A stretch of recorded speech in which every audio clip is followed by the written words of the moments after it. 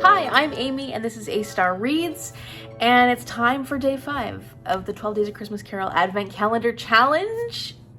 I'm not quite halfway yet, but it's already the 20th of December, and my Advent calendar is trying to help me out by giving me Yule ads, a celebration of Iceland's Christmas folklore. So this one obviously is very small, and it's just stories about these different Yule ads that are part of Icelandic folklore, and I can't wait to kind of find out what this is all about.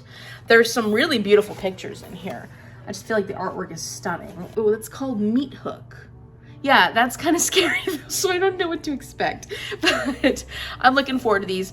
We saved our Advent calendars until I started this video because I've been trying to read all morning and do some other things. So we're gonna do our Advent calendars for day 20 right after this. But before I do that, I wanted to quickly go over my 12 treats of Bookmas because I'm trying to actively participate in this readathon.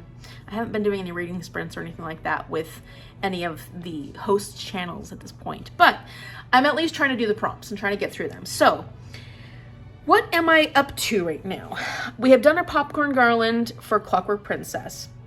Yule log cake, which is Read a Book with Magic for City of Heavenly Fire. I finished that book, but I'm doing the Yule log cake for Christmas, so that won't come up until then. Then, gingerbread. Read a book with one or more people on the cover. I'm just doing that for holiday swap, and we haven't yet decorated our gingerbread house. So I don't know that we're gonna do that tonight, maybe tomorrow. It's still pretty snowy. I don't think the snow will go away until Friday, so I don't know that we're going anywhere anytime soon. So maybe tomorrow would be a good day to decorate our gingerbread house. Then there's hot chocolate. Read something that will make you hot, meaning like steamy or angry. And I picked a Merry Little Meet Cute by Julie Murphy and Sierra Simone. We have all the ingredients for our hot chocolate, but I haven't finished the audiobook yet. I've got an hour and a half of that now that we're home, and I don't know, I usually listen to my audiobooks while I'm driving. So at some point I will finish that audiobook and we will be able to make our fantastic hot chocolate that I've been hoping for for a while. Then for Mr. Dickens and his Carol, the prompt is going to be Sugar Plums, which is a classic fairy tale or retelling. And this worked out perfect because this is the retelling of A Christmas Carol, which is also a classic. What I'm going to do for Sugar Plums is I'm going to do two different things. I kind of dug into the history of Sugar Plums a little bit, and it was very interesting because there were multiple lines of history when it came to what sugar plums are. Sugar plums aren't made from plums. Like originally they weren't made from plums. You can now, and people have reimagined this dessert. Chefs have reimagined it to be like candied plums and candied sweets and stuff like that. And it was candied sweets and nuts and fruits in the past, but it wasn't necessarily plums.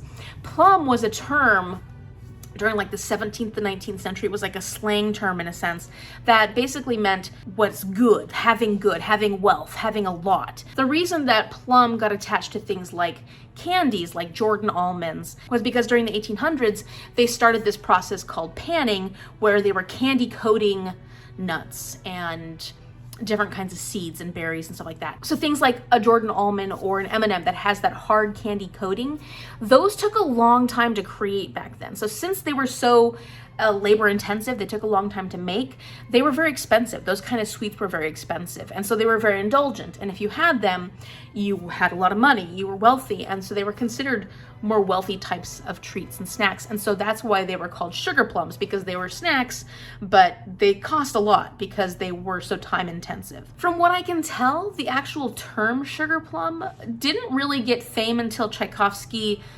did the Nutcracker ballet. And in fact, the original stories of like the Nutcracker by Alexander Dumas and the Nutcracker and the Mouse Prince or whatever they were, Mouse King, those didn't actually have sugar plum in the story anywhere. Like the Sugar Plum fairies, those were created by Tchaikovsky. The term really gained in popularity because of the Sugar Plum fairies, and then also from Clement Clarke Moore's story, A Visit from St. Nicholas, which we now call 'Twas the Night Before Christmas. So that's another place where the actual term sugar plum came from. Now, the other kind of history that I found, which I think follows more what we see when we think of sugar plums today, is based on like Queen Victoria's reign, Queen Victoria era, that time period. And it sounds like at that point, sugar was very expensive and you didn't get a lot of it, and only the really wealthy people had it. And they used sugar oftentimes more for health reasons, you know, to make yourself healthy. So they would coat like dried fruits and nuts and stuff with not like the candy coating, the panning that I was talking about earlier, but more like actual little granules of sugar that they would roll balls and stuff, their sweets into, and they would eat them, and then they were given at these very wealthy dinners and events and stuff like that, because really only the really rich could afford to have these sweets, which also comes with that whole sugar plum being wealthy. So now sugar plums are often like dried fruits and nuts and different things that are made into like a little ball and rolled in sugar, and they are also like the size of a plum. So like it's interesting because all the history really, I don't want to say it's all completely different, but you'll find different things within the different sources that I've looked at, only online, so I haven't like done any serious digging, but there's a lot of different takes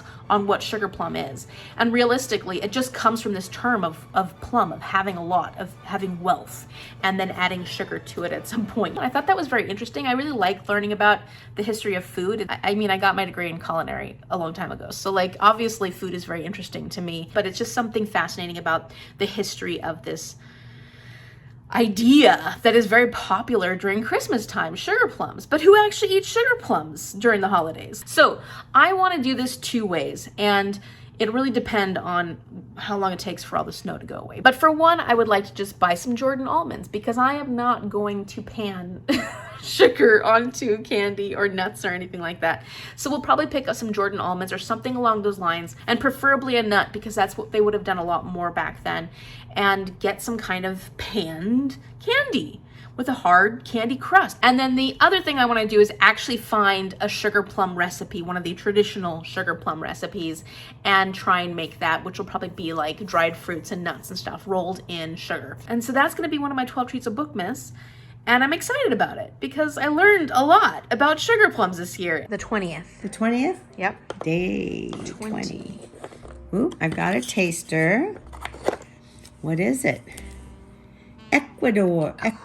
Equator. Did you have that I don't know one? if you're going to like that one. Yeah.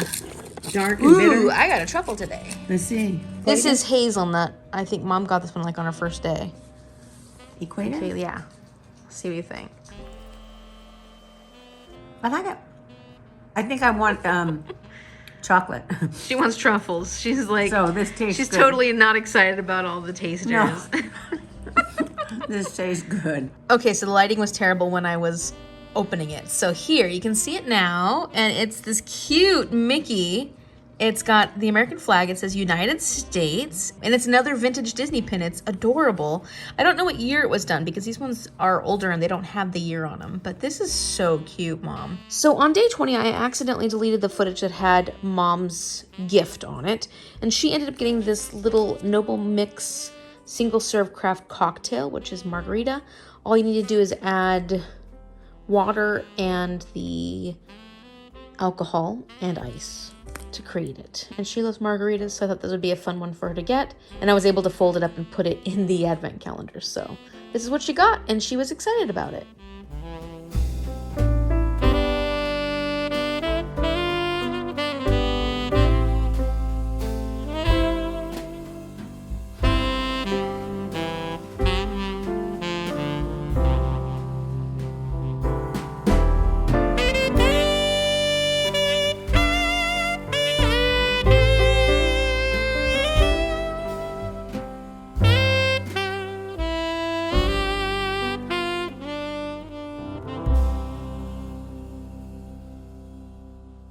Well, you can tell I've been drinking scotch. Look at my face. It's pink. It's not that red. Woo! So, thoughts on the Christmas movies we watched tonight. First, we watched Something from Tiffany's.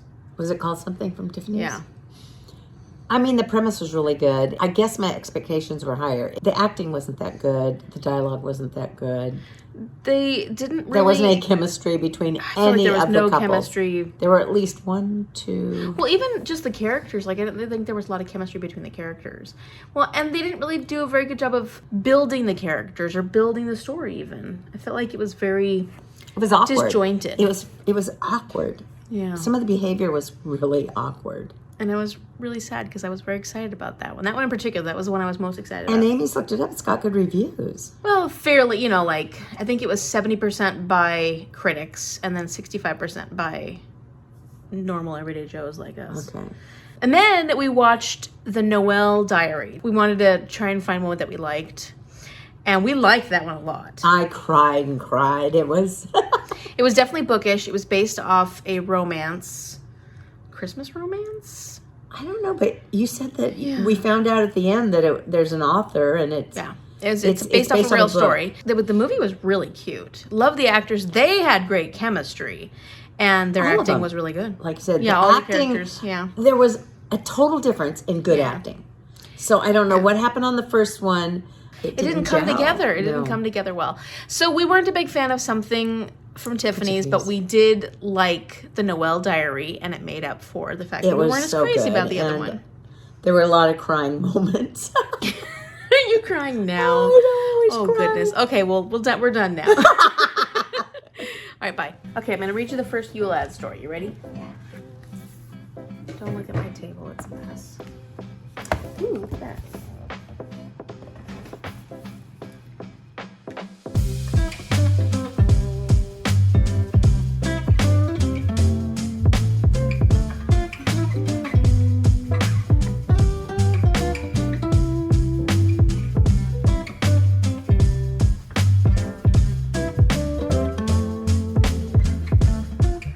She has, it seems, a real craving for stewed children.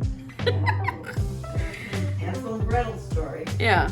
Not just any old children, though. It has to be a naughty, lazy, or rude one. Over the years, she became quite handy to parents as a threat and was regularly used as a warning to badly behaved children.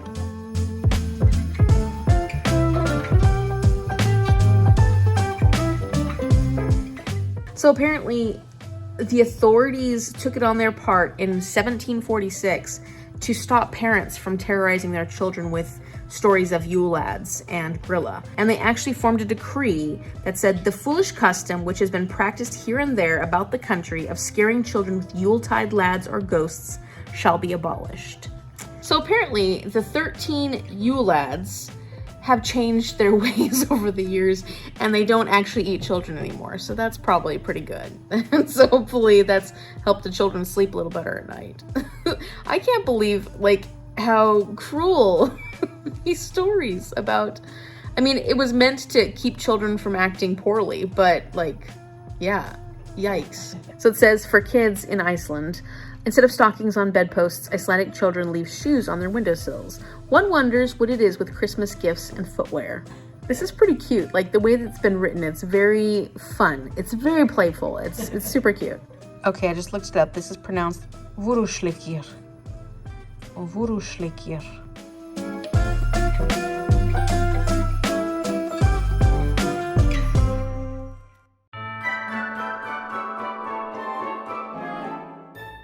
Good morning! It's December 21st. Already. I am excited. I'm excited because I have already finished my day 5 book, The Yule Lads by Brian Pilkington. I'm sure it's not surprising. You saw me reading it last night. We were only going to read part of it, but it was just so fun to read. This was so fun to read that I just kept going. And it's not very long. I thought that the humor in this was great. I think that Brian Pilkington did a great job of figuring out how to format these stories and lay it out in this picture book and keep it simplistic, but also highlight the parts that are important for, I think, telling the folklore. I don't know, because I don't necessarily know the Icelandic folklore, but it does make me interested in learning more, actually very interested, because this was fascinating. And what I also really liked was, aside from just the folklore, Brian Pilkington brought in aspects of Icelandic, these are turf farmhouses, so older turf farmhouses, but Icelandic culture that just explained a little bit more about the culture, something that would tell us about how big the turf farmhouses were and how that would have made it difficult for one of these Yule lads to sneak into the house. But also showed us things like these ashkors, were these really intricate bowls that were created in Iceland because the lid would keep the food warm and keep the animals, because you often live with your animals, would keep the animals out of your bowls. Little additions that gave us more information about the Icelandic culture. And granted, some of this is not as contemporary culture, but he did say things like, nowadays you wouldn't necessarily find the sausages hanging from the rafters in the turf farmhouses, you'd actually find them vacuum sealed in the freezer. So he did recognize that some of these traditional ways of living for Icelandic people are different and are changing because times are changing and technology is changing. So I just thought that there were a lot of really clever elements to this. And for a picture book, I would probably give this 5 stars because I really liked it. And I had so much fun reading it. I don't know if he did the art in this. I'm guessing he did because there's no illustrator. But the art is stunning. Like, he did an amazing job with the art in this. So, like, all around, 5 stars. This is a good one. And if you're someone like me who likes to learn more about the traditions and cultures of other countries, especially during the holidays, because I just think it's fascinating. There's a long history that covers many different ideas. I would recommend checking this one out because it was a lot of fun. Oh, and before I pick my next book, I wanted to say that this will work for 12 Treats of Bookmas and for Merry Bookmas, the readathon I'm trying to participate in. And this one's going to work for the prompt Reindeer Chow. This is the 10th prompt. Reindeer Chow is to read a book that has animals on the cover or in the story. And as you can see, we've got our Yule cat right here. The Yule cat was a funny addition to this. And I don't know what Reindeer Chow is. I don't think I've ever had Reindeer Chow, but I'm gonna look it up and see what I have to do to make it so that I can fulfill that prompt. So hopefully in the next video or so, you're gonna see me making Reindeer Chow and all the other treats that I haven't made yet. Now we're on to day 6. We're on to day 6. Strike the harp and join the chorus. Fa la la la la la la la. So Strike the Harp and Join the Chorus is all about music. And so for my Fa La La La La book, it's Midnight in Everwood by M.A. Kuznier. This one hasn't come in from the library yet, so I'm a little like, I'm gonna have to find a different way to read it if there's like an audiobook or an ebook or something, because I don't have it. If it comes up, I'll figure that out. Then the activity is to see a holiday musical performance of some sort. That might be tricky. We have a very long driveway, and I have zero desire to scoop out the snow from that very, very long driveway. But, I mean, if that comes up, we'll figure something out. And then finally, for the book that's on my physical TBR, it is, hold on, 12th by Janet Key. This is a middle grade. I don't really know what it's about. I think it's about this girl that goes to like theater camp, even though she's not into theater. Is this the one that's about that? I hope so. We'll find out if I end up picking this. I kind of hope that this wins, to be honest, because this is the easiest option. I already have it. It's right here, and I don't have to scoop out any snow. So that would be convenient, but we'll see what ends up happening. It's probably not going to happen that way because that's not the way life works, right? So I'm really excited nonetheless. So let's find out how we're going to strike the harp and join the chorus for day 6. All right. Oh goodness, no pressure, but give us the 12th key. It's not gonna work out that way. Okay. Ready? Okay. All right. Am I manifesting? 12th key. Not that I don't want the other ones, just that this is the most convenient. Oh, it's not 12th key. It's Janet Key is the author of 12th. Okay. Okay, ready?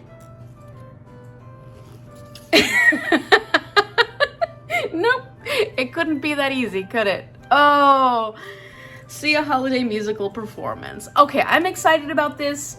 I've got to see what's going on and what's actually still going on considering how much snow we have on the ground, because here in our area, we don't get this much snow on the ground typically, so a lot of things get canceled. So I will see what the options are. If there's nothing else that's easy to do, I might see if there's like a Nutcracker performance we could watch on TV. The bus is still running, so we could take the bus into town if we needed to. That's still a possibility. That's gonna be in the next video. So if you like this video, give it a thumbs up and subscribe so you can see what happens on day 6. What is gonna happen with my activity for day 6 of the 12 Days of Christmas Carol Advent Calendar Challenge? I'm a little bit much. Apparently I'm excited. I'm just happy I'm halfway. We're on the 21st. And okay, thank you so much for watching.